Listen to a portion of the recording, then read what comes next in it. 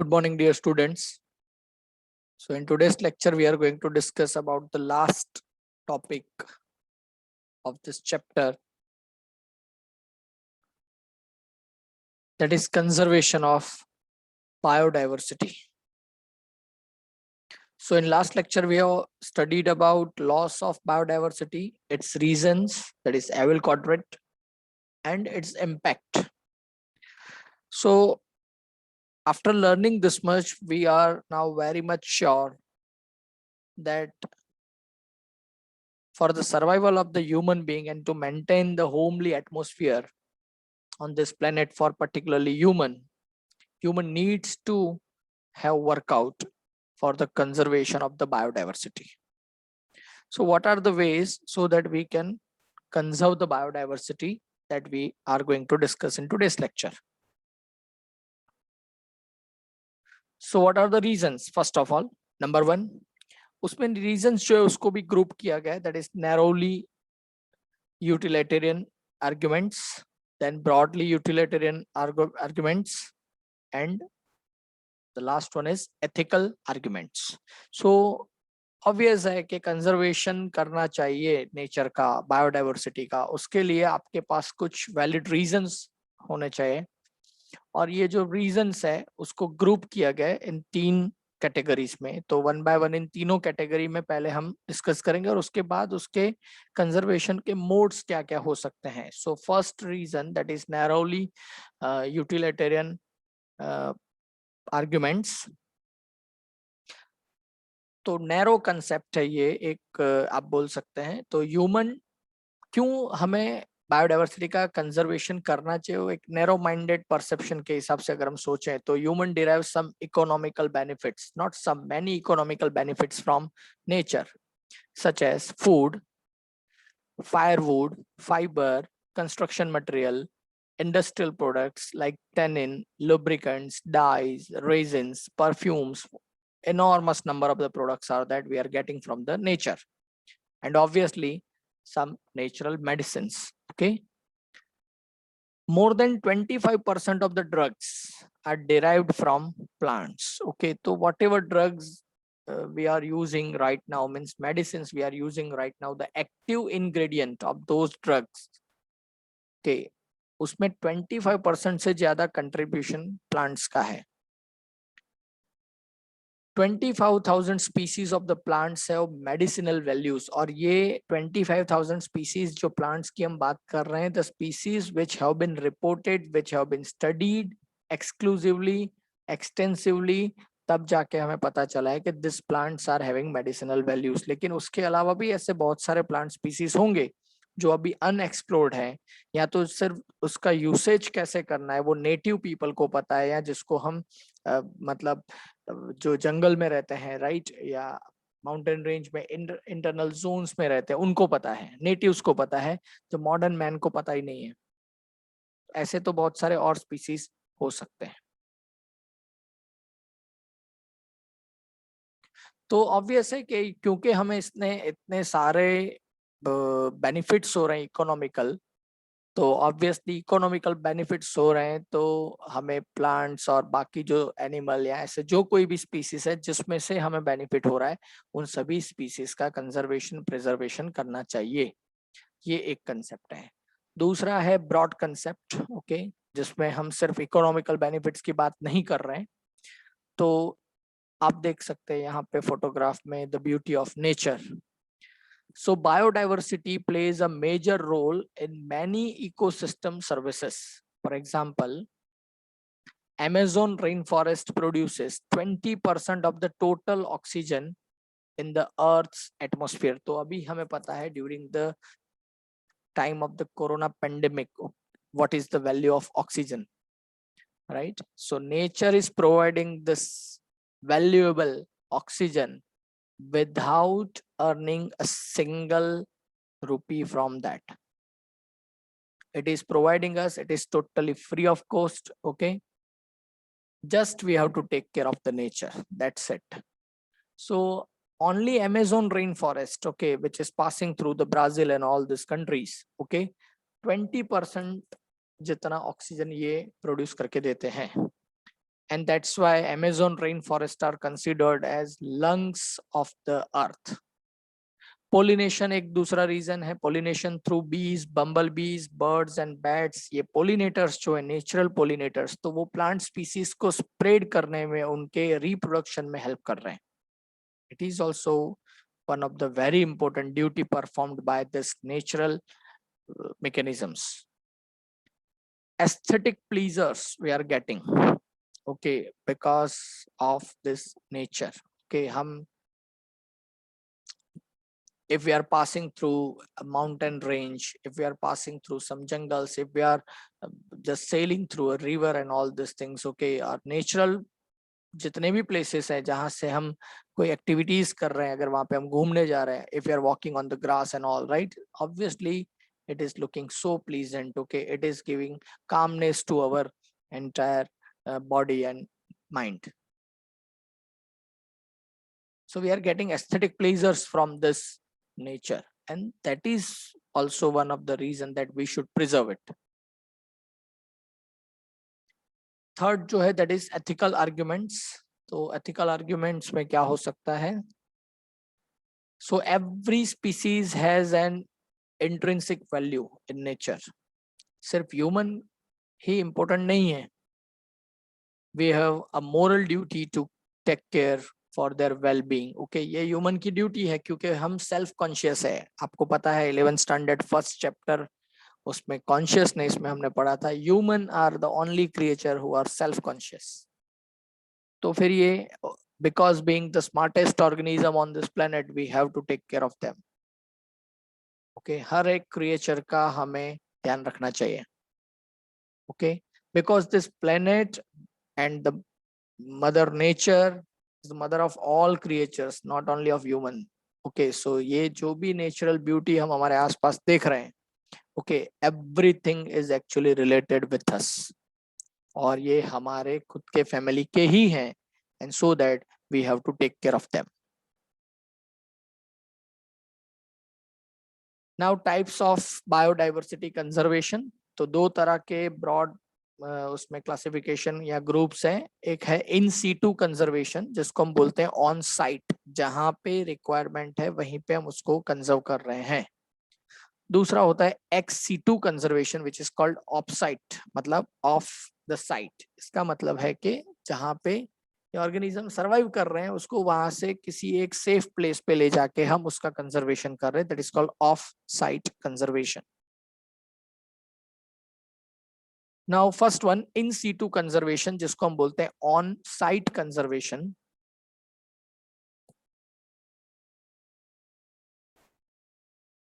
So the conservation of the genetic resources within its natural or human-made ecosystems in which they are actually occurring, जहाँ पे उनका खुद का निश है, कि जहाँ पे उनका खुद का हैबिटेट है, अगर हम उसको वहीं पे कंजर्व कर रहे हैं, then it is called in situ conservation. So वो नेचुरल इकोसिस्टम भी हो सकता है या कोई मैन मेड या ह्यूमन मेड, यू कैन से, ऐसा इकोसिस्टम भी हो सकता है, लेकिन वो ऑर्गेनिज्म नेचुरली वहीं पे पाया जाता है और वहीं पे हम उसको कंजर्व कर रहे हैं. It includes protected areas such as national parks, sanctuaries, biosphere reserves, cultural landscapes, natural monuments etcetera. तो ये सारे आपके नीट क्वेश्चन के ऑप्शन हैं. इन सीटू कंजर्वेशन के लोकेशंस क्या क्या हो सकते हैं, या तो व्हाट आर द प्रोविजंस. तो नेशनल पार्क्स, सेंचुरीज, जिसको आप वाइल्ड लाइफ सेंचुरीज कहते हैं, biosphere reserves, cultural landscapes and natural monuments. India has 14 such biosphere reserves. Okay, तो ये एक नीट क्वेश्चन बन सकता है. How many biosphere reserves India is having? 14 biosphere reserves are there. 90 national parks are there where variety of the organisms are kept, okay, safe you can say, and 448 wildlife sanctuaries. तो ये आपका एक important need question है. 14 biosphere reserves, 90 national parks, 448 wildlife sanctuaries are there situated in India.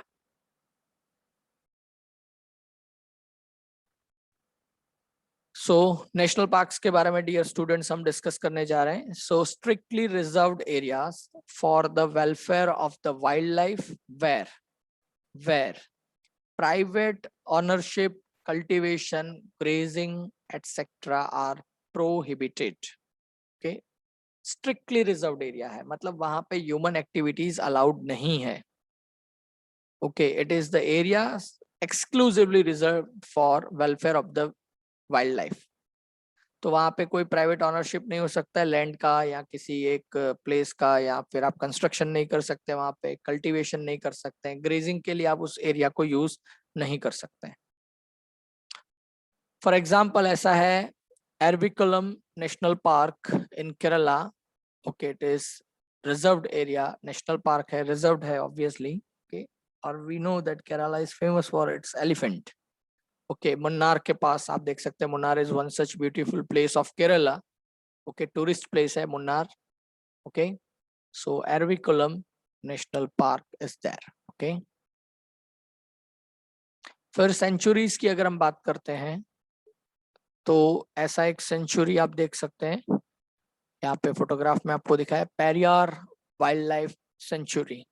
So sanctuary में क्या difference है, here protection is given only to the animals. Okay, wildlife sanctuaries जो है वहां पे एक्चुअली एनिमल्स के लिए प्रोविजन है. नेशनल पार्क्स में वहां का ओवरऑल जो इकोसिस्टम है उसको हम प्रिजर्व कर रहे हैं. ये डिफरेंसेस आपको याद रखने पड़ेंगे for your NEET exam. Okay, so sanctuaries में हम प्रोटेक्ट कर रहे हैं ओनली एनिमल्स. ओके, तो जैसे यहाँ पे पेरियार वाइल्ड लाइफ सेंचुरी है, collection of timbers, minor forest products and private ownership are allowed so long as they do not harm the animals. तो यहाँ पे limited activities allowed है. Timber, okay, wooden material you can collect it from there.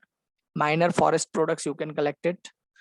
Private ownership is also allowed. You can form your resorts and hotels and your homes and all these things. जैसे हम देखते हैं हमारे गुजरात में already एक है. Okay, Sasan Gir wildlife sanctuary. Okay, lions के लिए, राइट. तो वहां पे ये माइनर एक्टिविटीज अलाउड है, लेकिन कंडीशन ये फुलफिल होनी चाहिए, because of your activities the animals which are preserved और conserved in that particular sanctuary are not going to be harmed. For example Periyar wildlife sanctuary in Kerala. Okay, तो वो भी animals के लिए है. आप देख सकते हैं अलग अलग तरह के एनिमल्स वहां पे, deers and elephants are conserved. ऐसे ही थर्ड जो है दैट इज बायोस्फीयर रिजर्व. तो बायोस्फीयर रिजर्व एक on an average large area होता है. Okay, so areas of land और coastal ecosystems for conservation and sustainable use. Okay, biosphere reserve. Okay, पूरा बायोस्फीयर वहां पे हम कंजर्व कर रहे हैं. पूरा वहां का जो ओवरऑल इकोसिस्टम है उसको हम वहां पे कंजर्व कर रहे हैं, not only for plants, not only for animals. Okay, ऐसा ही आपको एक दिखाया गया है नीलगिरी बायोस्फीयर रिजर्व. ये उसका वहीं का ही फोटोग्राफ आप देख सकते हैं. ह्यूमन एक्टिविटीज देयर, हाउस बने हुए हैं आप देख सकते हैं, लेकिन invasiveness of the species and all this is not allowed. जैसे यहाँ पे आपको स्पॉटिफाई किए गए हैं बायोस्फीयर रिजर्व्स. एक नीलगिरी बायोस्फीयर रिजर्व है, ये जो है that is gulf of Mannar. Okay, वो मुन्नार था केरला का, ये मन्नार है. ओके, तो डिफरेंट है. Sundarban, okay, that is also biosphere reserve. तो ये बायोस्फीयर रिजर्व्स हैं, prominent biosphere reserves of India.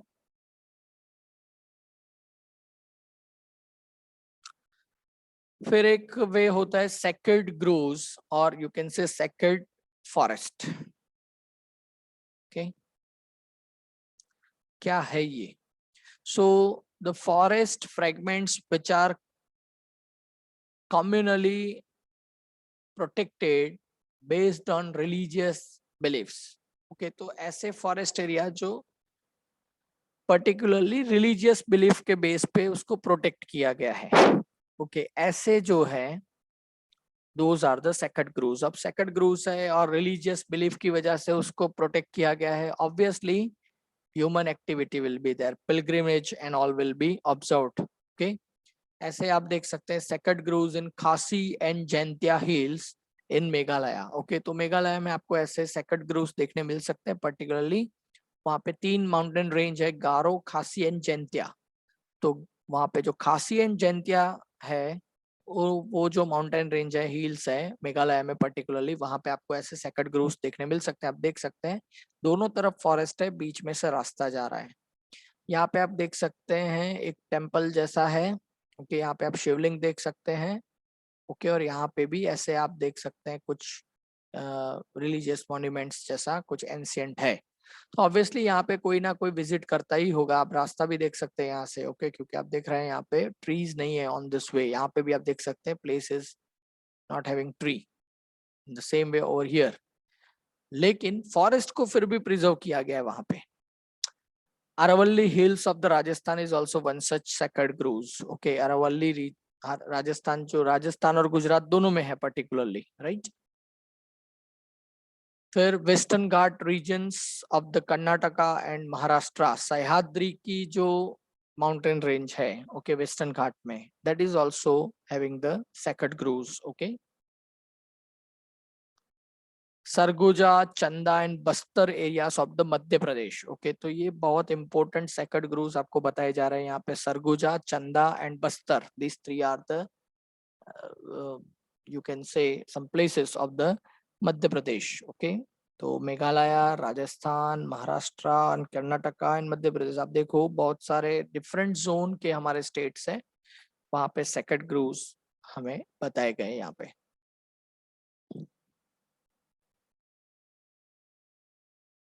So this is all about in situ conservation. Okay, तो जहाँ पे ये लोकेटेड है वहीं पे हम वहीं की नेटिव स्पीसीज को प्रिजर्व कर रहे हैं, that is the way. Okay, ex situ conservation मतलब ऑफ साइट कंजर्वेशन।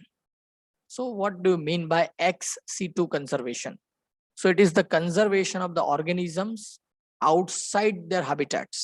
Okay, उनका जो नेचुरल हैबिटेट है वहां से हम उनको डिस्प्लेस कर रहे हैं किसी और सेफ लोकेशन पे।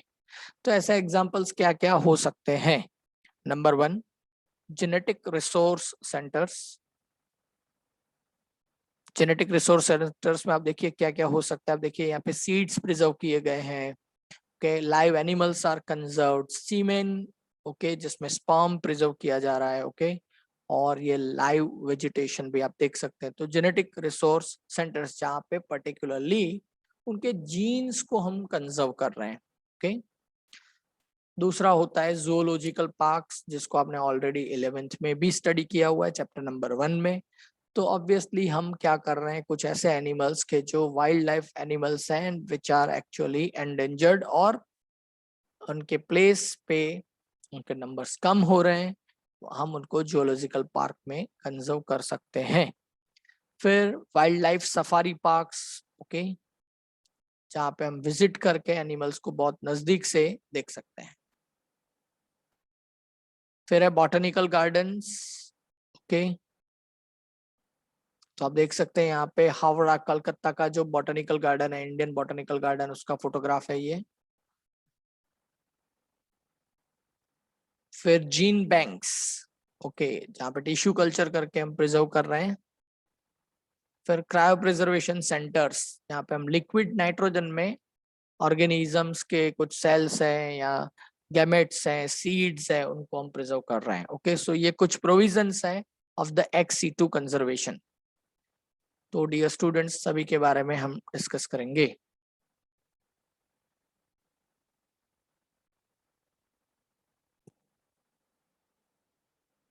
So in ex situ conservation, what we are doing, suppose if we are talking about genetic resource centers, तो genetic resource centers में हम conservation किसका कर रहे हैं? तो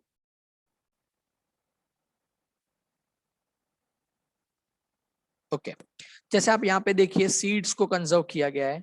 तो सीड्स मतलब क्या? एक सीड में से पूरा प्लांट ग्रो हो सकता है after sowing it. Okay, after providing the favourable conditions, वो सीड जो है वो नया प्लांटलेट डेवलप करके और उसमें से जर्मिनेशन के बाद you can say entire plant can be developed. तो यू कैन से कि seeds are having the entire genetic information of the plant. तो अगर आप सीड्स को प्रिजर्व कर से, seeds are the dormant phase of the life, अगर आप उसको प्रिजर्व कर रहे हैं तो after many years you can sow it. Okay, अगर आपने सीड्स प्रिजर्व करे हैं तो एक बार अगर कोई स्पीसीज एक्सटिंक्ट अगर हो रही है फिर भी आप उसको उसमें से ग्रो करवा सकते हैं। ऐसे ही अगर आप देखो यहाँ पे कुछ काउज वगैरह को प्रिजर्व किया गया है, कंजर्व किया गया है, तो ये लाइव स्टॉक है, ये दोनों। अब ये फार्म है, वो भी लाइव स्टॉक है। तो जो लाइव स्टॉक कंजर्व अगर हम कर रहे हैं तो आप वहां पे मैटिंग, ब्रीडिंग, ये सब प्रोग्राम करवा के इनका जो जेनेटिक्स है उसको आप मेंटेन कर सकते हैं। इन फ्यूचर अगर कोई ऐसा डेडली डिजीज वगैरह इनमें आता है तब भी ये जो कंजर्व्ड एरिया है वहां से आप इनको वापस रीग्रो कर सकते हैं।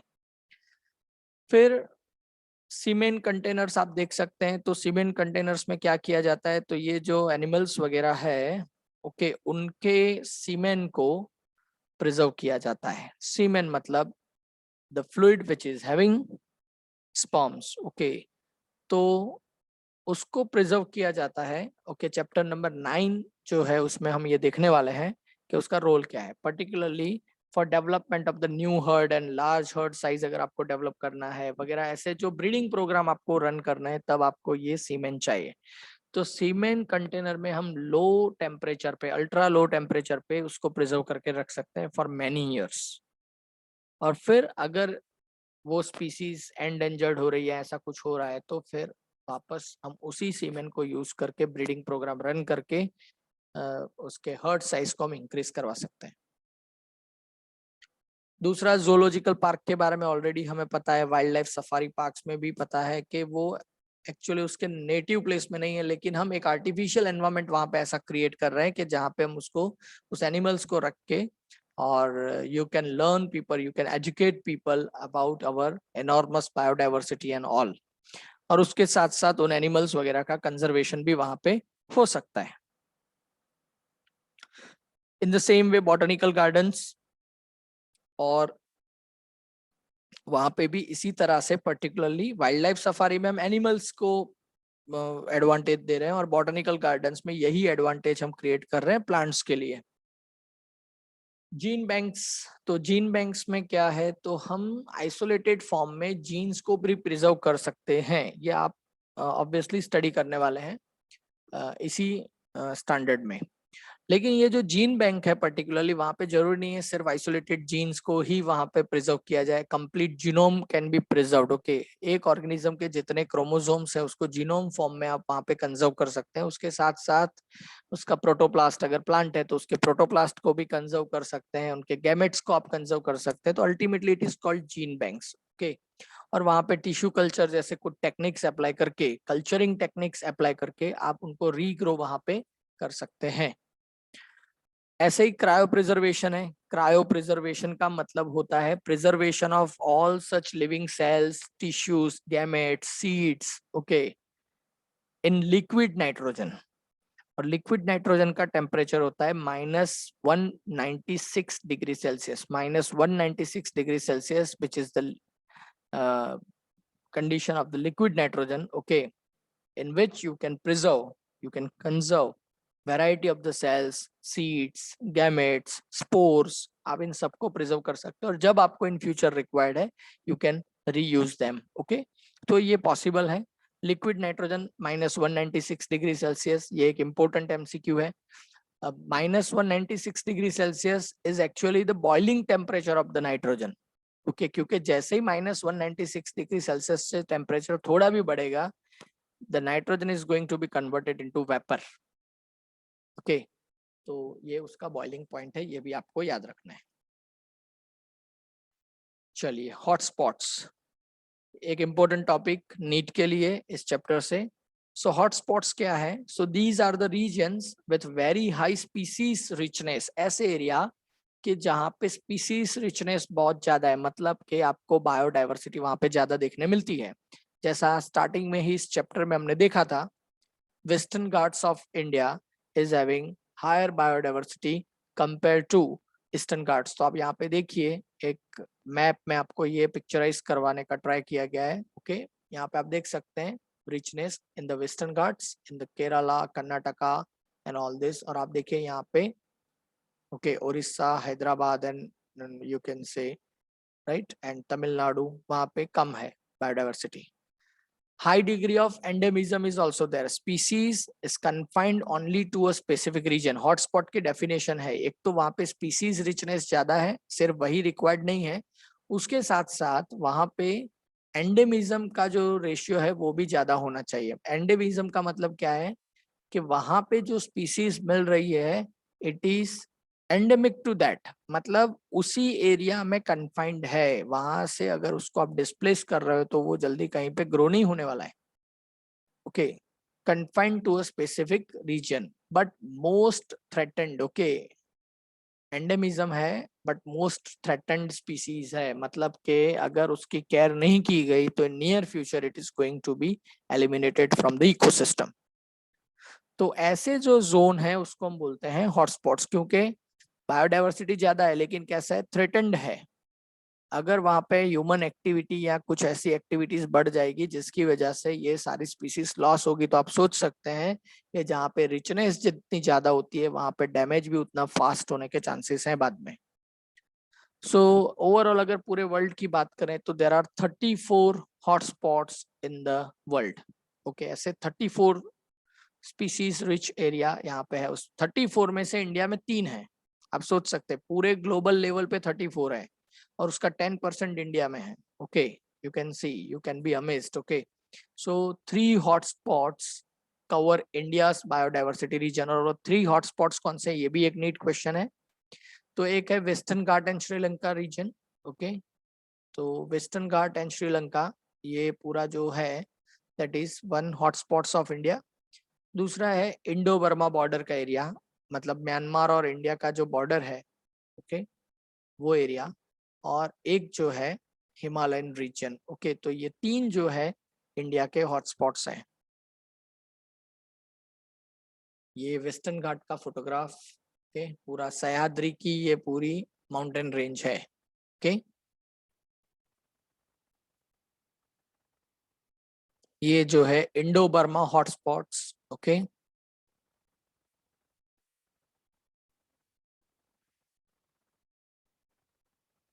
और ये हिमालयन रीजन का हॉटस्पॉट है।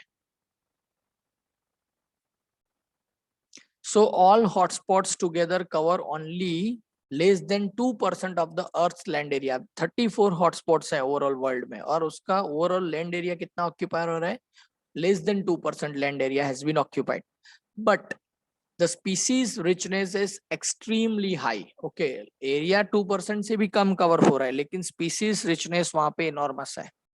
Protection of the hotspots reduce the ongoing extinction by 30%। तो पूरे चैप्टर में हमने एक थ्रेट देखा है, एक डर देखा है कि अब क्या होने वाला है, लेकिन because of proper education and awareness regarding biodiversity and conservation of nature and all these things, तो ये सारे हॉटस्पॉट्स को जब प्रोटेक्ट किया गया by any means like wildlife sanctuaries, national parks and all these things, okay, so it has reduced the extinction rate by 30%। okay, तो एक अच्छा खासा वहां पे हमें पॉजिटिव रिस्पॉन्स भी मिला है। So we are talking at unorganised level के ह्यूमन को ये करना चाहिए, मुझे ये करना चाहिए, एक सोसाइटी को ये करना चाहिए, राइट? लेकिन what is actually going on at international level, what are the authorities doing about this? okay, so international efforts for conserving biodiversity, तो obviously politicians and some authorities are also doing well in this way। तो एक है उसमें से एक first earth summit, it was organized in Rio de Janeiro, which is the capital of Brazil। के तो Brazil का ये कैपिटल है। 1992 में ये रियो डी जानेरो में ये जून में हुआ था, that is 3rd to 14th June. Okay, तो United Nations conference of on environment and development, it was the title of this earth summit. Okay, so objectives of the earth summit, क्या objective थे? तो convention on biological diversity एक जो था उसका अर्थ summit का main objective, purpose जिसको आप बोल सकते हैं, तो एक है कंजर्वेशन ऑफ बायोडाइवर्सिटी, एक ये ऑब्जेक्टिव था। दूसरा sustainable use of biodiversity, not over exploitation, sustainable use of the biodiversity.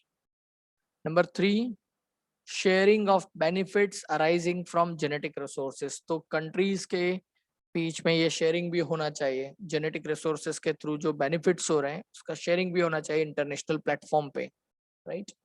तो they were the main objectives of the earth summit. ये आपके बोर्ड का क्वेश्चन है, ये आपके नीट का क्वेश्चन है. What were the objectives of the earth Summit, what which was not the objective of the earth Summit, where it was held, in which year it was held, in which city it was held, in which country it was held.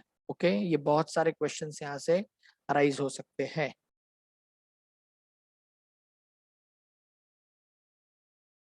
ऐसा ही अर्थ summit के बाद एक और summit हुआ था, that is called world summit, okay, in Johannesburg, South Africa, 2002. सो यहाँ पे आप देख सकते हैं टाइटल क्या है उसका, World Summit on Sustainable Development, okay, during 26th August to 4th September 2002. Okay, particularly उसका ऑब्जेक्टिव या जो एम या थीम रहा वो क्या है. So the World Summit on Sustainable Development held in 2002 in Johannesburg, South Africa, और उसमें 190 countries pledged to reduce the current rate of the biodiversity loss. तो वहां पे एक ओथ लिया गया, they pledged for reducing the current rate of the biodiversity loss. मतलब individually सभी कंट्रीज इस तरह से अपना कुछ ना कुछ कंट्रीब्यूशन देंगे, so that they can at least maintain and conserve and preserve the biodiversity with in their geographical boundaries. Okay, at least they should do this. Okay, ऐसे कुछ प्लेज वहां पे लिए गए थे in 2002.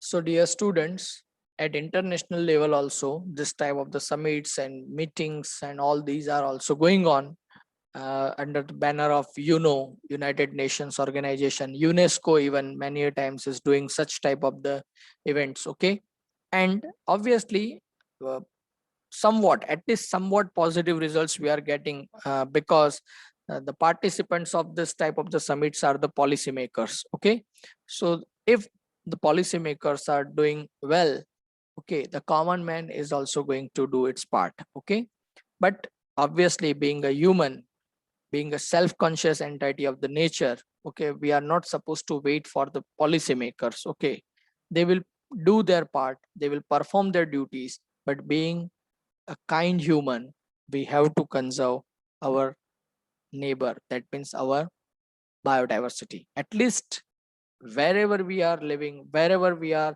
performing, wherever we are having our jobs and duties and all these things. Okay,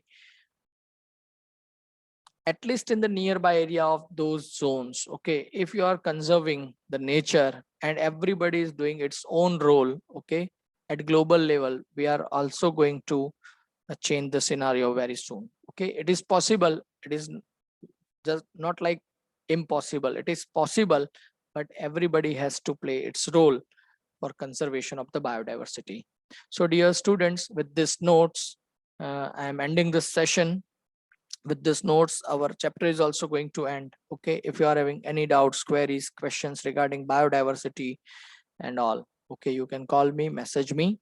Okay, please prepare well regarding these topics. Okay, have a nice day and stay safe.